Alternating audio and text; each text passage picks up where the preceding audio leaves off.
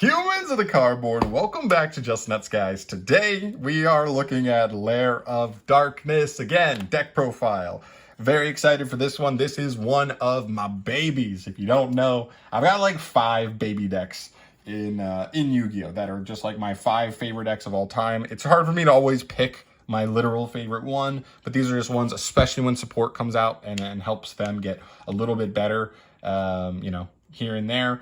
I just go crazy for it. Lair of Darkness is absolutely one of those. I love the way this deck works. They've gotten just like low-key solid support over the last couple of years. Got some cool stuff last year, got some cool stuff this year. I'm very excited to update this profile. This is a really, really interesting build. And I'm really pumped because I think this is as good as the deck's ever been.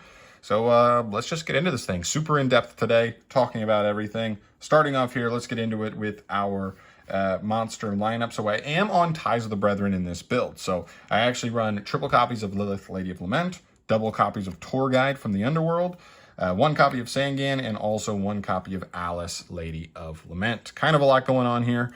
Lilith's just the best card of the deck. It's a heart and soul. It's amazing. Quick effect, tribute your opponent's stuff to get resources for yourself. Absolutely insane. Ton of synergy with a bunch of the other cards we play as well. Awesome, just amazing. And it's a level 3 Dark Fiend. This is our level 3 Dark Fiend package. Tour Guide is also awesome. The reason I like Tour Guide here, even though technically you don't have to play it, it doesn't necessarily do that much with Ties of the Brethren.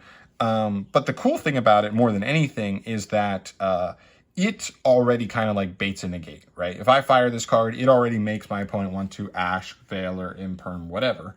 And then if I have Ties on top of that, you still pop off after baiting an interruption like that, which is really, really good. And also, it gets you pretty insane value off of just 1 card. So, big fan of this card. Really, really solid. Sangan here, and then Alice. Normally, you don't want to have to normal summon these. They can be, especially if you have Ties, and it's totally cool. But more importantly, I would like to just be summoning these off Ties and then tributing them for Lilith. Sangan, when he's sent from field to grave, just getting you either a couple of hand trap choices or a follow-up card in the form of like a Tour Guide or an Alice if you didn't already get it off of like a Ties. And then Alice just getting you is mainly a follow-up card more than anything else. If Sangan's usually just getting you a hand trap, Alice is usually getting you a follow-up.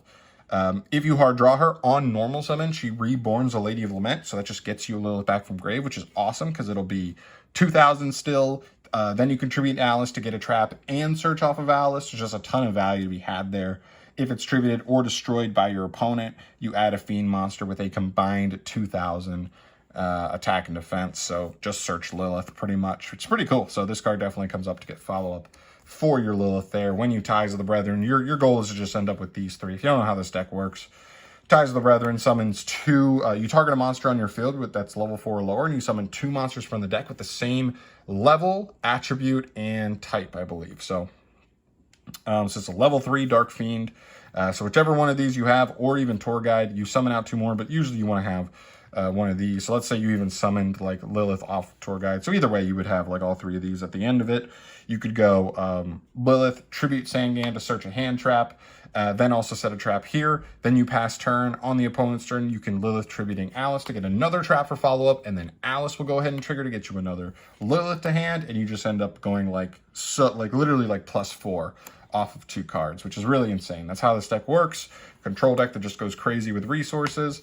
And I love it. So that's it for the level 3 package. Moving on to the level 4 package. It's very interesting. Triple copies of Arima, the Wicked Warden here. He searches Lair of Darkness and also is a pretty decent normal summon. More so going first than going second, going second than going first, but still. And then 1 copy of Ariana, the Labyrinth Servant. Really interesting card here. On summon, this card searches a Labyrinth card. You're searching the new boss monster off of this, which is Lady Labyrinth of the Silver Castle. This card's really good. It summons itself if a Labyrinth card or a normal trap has been activated that turn. And then when a normal trap is activated, it can set any other normal trap straight from the deck, and it can't be targeted or destroyed by card effects, I believe, as long as you control a set card in your spell and trap zone. So ton of really cool things here. It's also 3,029. Huge body here. Love this card. So long story short, when you go Ties of the Brethren, you're able to go like Arima, this, and our other level 4. Arima tributes the other level 4 to search either a dark monster with 2,000 or higher attack, which funny enough can still be Lady Labyrinth, or it can just search, or it can just draw you a card. So you kind of got to pick. I have another couple hand traps you can search off of that, or you just draw a card if you want to just find something specific.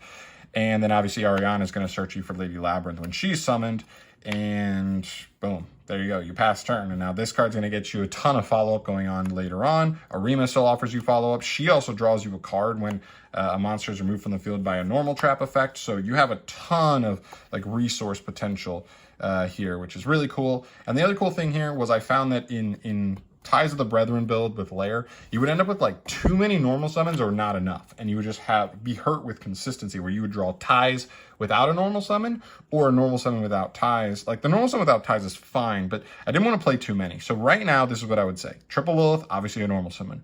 Triple Tour Guide, normal summon. These two end up being de facto normal summons, pretty much. They just kind of, they do. Whether you have ties or not, you'll probably just summon them. You can even set Alice, right? Let your opponent run over it, and then it searches.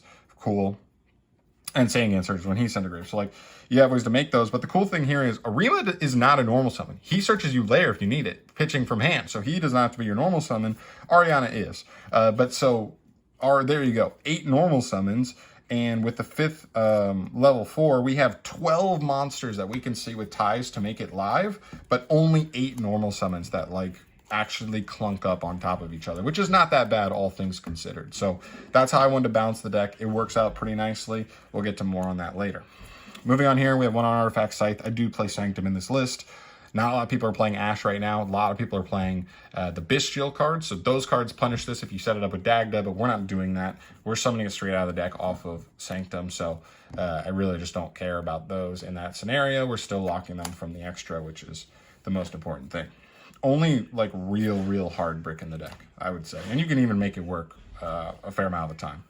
Then we get to the hand trap lineup. 1 copy of Ash Blossom, 1 copy of Effect Veiler, 1 copy of Droll Lock, 1 Skullmeister, then 1 Bestial Magnamut, and 1 Bestial Druid's Worm.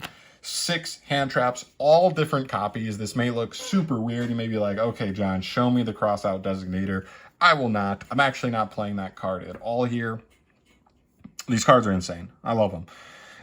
So Ash is Ash. So pretty much all 3 of these first 3, searchable off Sangan. That's the main thing. If you want something that feels like safe, you go for Ash or Veiler, depending on the format. If you want something that's more tailored to a deck that like does play into Droll, maybe like Fluanderies, I might lean more into Droll.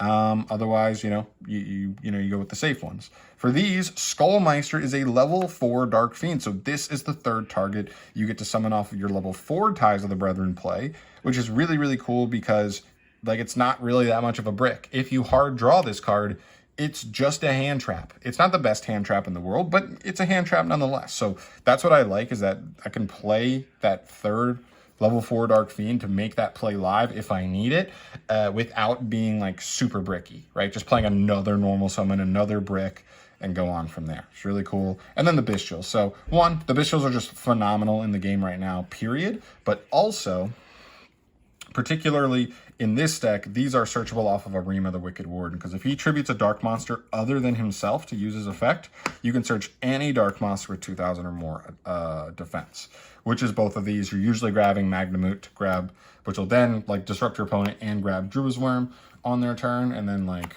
just use Druid's Worm. You just stockpile advantage. They're very strong. I'm totally down to look at a build where I just go even harder on these. But I think for this build, just 1-1 is totally fine. You could side more copies for a matchup where you need it, but I think 1-1 is like totally fine for the main deck at least. Next up here, we move to the spells. That's it for the monsters. Triple Lair of Darkness, triple Ties of the Brethren, talked about that, and triple Pot of Prosperity. That is it. I don't really think you have to play anything else. You could go harder and really try to maximize your ability to find LAIR. You could play Terraform, you could play Metaverse. I'm already at 42 cards in the deck, so I'm kind of chilling right now, especially when I have the level 4 Ties of the Brethren play available. So I don't even have to necessarily open Arima technically. I could open Skullmeister or Ariana plus ties and still get to Arima. Not that he's getting us LAIR in that scenario, but like we just have so many other ways to play. The Bestials can apply a ton of pressure and like keep you alive in duels. The level 3 package is really strong if you get it going. So I honestly just don't feel like you have to find this card every duel. I'd like to. It's still good. And multiple copies is actually decent going second because it applies so much pressure that it usually has to bait a negate or a removal on activation, which I'm totally down with. That like just activating this is usually like, oh, they have to fire a negate to help us play through boards. But yeah, it's a cool card. It's definitely nice to see. I would love for the deck to get a much cleaner way to be able to access LAIR via the engine and not just have to like hard find a Rima or that card, but it is what it is. Then we move to the final piece of the main deck, which is our normal trap lineup. Apologies on only having one Sanctum here. I believe Chris has my other Sanctums. I only have one with me right now, so I'll get the other one. But 2 copies of that. I don't think you need 3 because the whole idea is you just need this turn 1 because it's the single most powerful trap card that I believe we can be resolving right now to stun our opponent, and that's the whole goal. Just hit him with the scythe, and then usually they can't do much at all from there.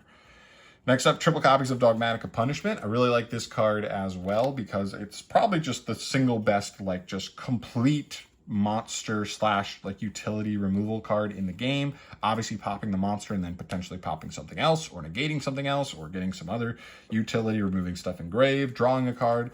There's a ton of utility this card offers, and a deck like this that doesn't need the extra deck that much has a ton of space to play good targets for that. Double Ice Dragon's Prison. This is kind of just another card that like I wanted to have because it covers, it's like this card is like okay in certain matchups, like not that great versus Tier, but it is quite good versus Sprite. This card is just freaking like insane versus Tier. This card is not great versus Tier. So being able to have this card to cover like other matchups, just have an insanely powerful trap card for that. This is the more safe option that should hit most things, but this thing will be insane in certain matchups and help cover a lot of stuff that Punishment is just okay against. Triple Imperm, it's Imperm. You know, it's negation. Technically, we have a Floodgate, removal, and I also wanted some negation there. But it also adds 3 more hand traps to the 6 we were playing earlier. So 9 hand traps is actually a pretty decent count there. I wouldn't even hate going up to 12 with like more Bestials or something, but I'd have to, I'd really have to like look around and see what I could even afford to cut at that point. And then we finish up with these triple copies of Back to the Front. You got to have follow-up in this deck. This deck does not always guarantee you follow-up unless you are resolving your Ties of the Brethren play. So Back to the Front being able to get you a myriad of different things, whether it's Lilith, whether it's a Sangan for another search, a Rima to tribute your opponent's stuff to like get you more resources, right? There's a ton of different stuff. You could Reborn Scythe on a later turn and re-Scythe lock your opponent later on in a duel, or even go for the Bestials if you want. So this card's amazing. Really, really important in the deck. You have to play it. It's not always ideal to open, especially not going second, because it's like a follow-up card when you have to worry about breaking your opponent's board first. But trust me, this card comes up so hard. I'd love to play 2 of it, but the amount of times I need 2 in the grind has been just like so crazy. It's been so consistently I'd needed 2. And if you only play 2, you're never guaranteed it on the second Lilith activation. So I do think you kind of need to play 3. And then 1 Trap Trick. I kind of also want to consider playing 2 of this, but I think for this build, trying to keep it at 42 at least. Trap Trick is fine at 1. It guarantees that your first Lilith activation can hit Sanctum, or the one time you need to guarantee hit it Ice Dragon's Prison, you can. And that's really nice. So definitely a really nice card there. Like I said, 42 cards in the main. I love this main deck. There may be small tinkering stuff you can do, take small things out if you want, but I feel really good about this. This is one of like my favorite builds of LAIR I've ever put together. From there, we move to the extra deck. You guys know you got to play the Link Spiders because LAIR of Darkness is just going to give you tokens. And when it does, sometimes you have to be able to turn those into effect monsters so that you can summon some of the stuff in your extra. 1 copy of Almirage. This is pretty much just for Sangan. This is very cuttable just because Sangan's such a, it's like 1 card in the deck. So you could, you know, what are the odds you're drawing it, right? As well as, you know, if there's something else you feel strong enough about, you can definitely cut Almirage. 2 copies of Muckracker from the Underground or Underworld. This card's really cool in this deck. So this card, what's really cool about it is it actually makes Tour Guide with any discard in hand a 1 card like setup where like Lilith, you'll have Lilith on your field and live with a trap set. And I think that's mostly it. Just like 1.5 card gets you any normal trap in the game. So you'll just have like, you know, if you're going first, you're probably just, let's just say it's just Sanctum plus still alive Lilith. So if you also had access to LAIR of Darkness, you could literally beat some decks, even meta decks, with just that setup field spell, Lilith, 1 artifact Sanctum. It's actually really, really strong. But it's really cool. It also gives you like mid-range potential to just like get cards back. That's really good. You know, and keep popping off. Reborn Sangan, link him off, get another search. Just keep rotating resources. Keep getting Lilith back from grave if you just have any monsters on the field, which is really nice. One of the ways you can lose sometimes if your opponent can bait out your Lilith and then you don't find a way to get it back out onto the field. But now in the deck, if you just had already, if Lilith is just in grave at any point, you now can just like, if you can just get 2 effect monsters on the field, Muckracker can get you back a Lilith and be a tribute for Lilith to get you one of your traps. So really, really insane there. Finishing up the monster lineup here for the links. In the extra deck, 1 dark. You got to play this. It's a very dark heavy deck, and darks are just super popular in the game. Stuff like being able to hit like a Kaleido Heart in your opponent's grave to just like shuffle something they have back into the deck is pretty strong. Unicorn. Now, I don't see myself going for Unicorn a ton, but it definitely can come up and be super huge to if you didn't have access to like a removal trap. Being able to like access this by just having bodies on the field can be super clutch, but I don't love that like to get up into this, especially via Muckracker, you would have to discard for Muckracker and then discard off of Unicorn. So you're looking at like 2 discards from hand to get into this, but still it can save your keister. And then 1 access code. Don't expect it to come up all the time, but like if you can just, again, just amass enough bodies on the field, he's just going to help you kill as well as just wipe your opponent's resources off the field, which is very important in a deck like this that can't get crazy offensive all the time. And then from there, double copies of Intis. Love this card. Everything else is pretty much just dogmatic and punishment stuff. I would also somewhat recommend Artemis Slayer in the side, just because we already play good targets for it. But yeah, the double Intis, the 1 Garura, the 1 Cyberdark Dragon, just because it's 5,000 attack to guarantee you can still hit really big monsters. 1 Mereologic Aggregator. This card is so cool. It's pretty much just Untis, but instead of destroying a card when it's sent to grave, it says target a face-up card on the field, negate its effects to the end of the turn. So there definitely can be situations where this card is just straight up better than Untis, depending on the matchup. 1 Pegasus is really cool. You just dump this and it pretty much just punishes your opponent if they ever want to destroy something on your field, which is really sweet. And then Omega, this is just graveyard removal that can definitely come up later down the line, especially with the Ishizu cards when they come out here in a couple weeks. But there you go, just the basic like best punishment targets for the most part. And we play Prosperity, so you can pick and choose like what you want to banish.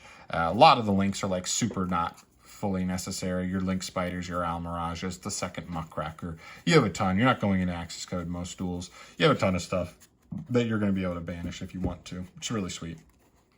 But yeah, I love this deck. I love it so much. I really like this build. I'm actually very excited to start taking this to locals again and seeing what I can do with it on that level. I want to definitely test it out versus Tier and Sprite, see how it can compare against those decks. As far as small changes, I would say this. I definitely am considering playing Skarm over Alice, just because Skarm gets you a search for Tour Guide, whereas Alice only searches Lilith. There are scenarios where I'm kind of like, man, I wish I had Tour Guide as my follow-up normal summon. It's just more powerful than Lilith now that we have Muckracker. So it is what it is. That's definitely something I would consider, is playing Skarm over Alice. I also think there's a world where you could cut Tour Guide. Going second, if your opponent negates and destroys Tour Guide, you probably just lose the duel. So like if they just negate it and you have something like a ties, like then you can actually do some really cool stuff. But if they're not, if they like just hard negate and destroy it, you can be like in a really tough position. I definitely could see myself potentially cutting the artifact engine as well down the line. Just maybe in favor of something else. Like I think they're really strong, and I felt like I really wanted a really powerful option, especially when I'm going first, that just gives me kind of like a win button going first, like stop my opponent's whole turn. But there's other stuff. Maybe we mess around with Dimension Barrier, maybe mess around with some other floodgates going first that we can search off of Lilith. But this is fine. I'd like to play an engine that doesn't have to play the brick, but we'll see. It's definitely something that it doesn't have to be played here. For the hand traps, I do think DD Crow's a possibility here as well. I know we already have the Bestials, but the Bestials aren't searchable off the level 3 play. So if we have the level 3 play and you are playing tier, I just think DD Crow's still probably the best hand trap out of these, out of these 3 plus itself, and you know that could still be something to consider there. But these are still good. The Bestials, Skullmeister is just there for the level 4 play if you want that to be live. The Bestials, I would consider playing a bigger engine here as well. depending on if I'm able to cut some stuff. If I feel comfortable cutting enough stuff, like I could easily play triple Magnamute, double Drua's Worm, and move with that, because these are definitely the best ones. And then next set in Photon Hypernova, we get the Baldrake one. That one is like literally the best one for Lair. It's so good. Not only is it just like the normal DD Crow thing, but then it tributes another dark monster to like, does it bounce or does it, oh, it vanishes. And then it banishes like a monster summoned from the extra deck, I'm pretty sure. Something like that. But it tributes a dark monster, period. So if I have Lair up, I can tribute an opponent's monster to then banish another monster. Absolutely insane. I cannot wait for that card. I'm actually so pumped for that card in this deck. I also think for the trap stuff, as far as the spells are pretty standard. I don't think you can play Extravagance in this deck. At least I don't love it, to be honest. And then for the traps, I do think the viruses are interesting. This variant isn't as tailored to setting up the viruses, but if you want to lean harder on like the Labyrinth cards as well as the Bestials, you can actually set up the virus cards like super consistently in this deck. So that's another thing you could look at if you're looking at like a blowout card instead of Sanctum going first. But those are like kind of hit or miss, right? Because you're either going for, what is it? Is it Epidemic Virus? And then let's say a Full Force and Eradicator are the two like best ones. So you can't, those are kind of like hit or miss depending on the matchup. So obviously you got to figure out that. And like in the main deck, you could potentially hit a deck with it that like doesn't care about it and you could just lose because of it. So it's kind of weird, but I still like them nonetheless. And I definitely want to mess around with them for sure. But yeah, there's my Lair of Darkness list in depth. I want to hear your guys' thoughts on this. If you are a avid Lair of Darkness fan, please let me know your thoughts down below. Any ideas to add to the list, I am totally open to. I want to have a discussion in the comments. Please throw that down there for me. I want to hear traps that I'm not playing here that you think could be good. I want to hear other spell card options. I don't have Super Poly in the main, but I would probably look at siding it, maybe. Maybe mess around with putting in a slot or 3 or 4 for Super Poly targets. And even other monsters that I'm not playing here that you think could also contribute to a really good deck list. I'd love to hear it. Please throw it down below, but I am out of here for today, guys. Thank you so much for watching. As always, I will see you in the next video. Subscribe if you have not yet and you want to see more stuff from me. Peace.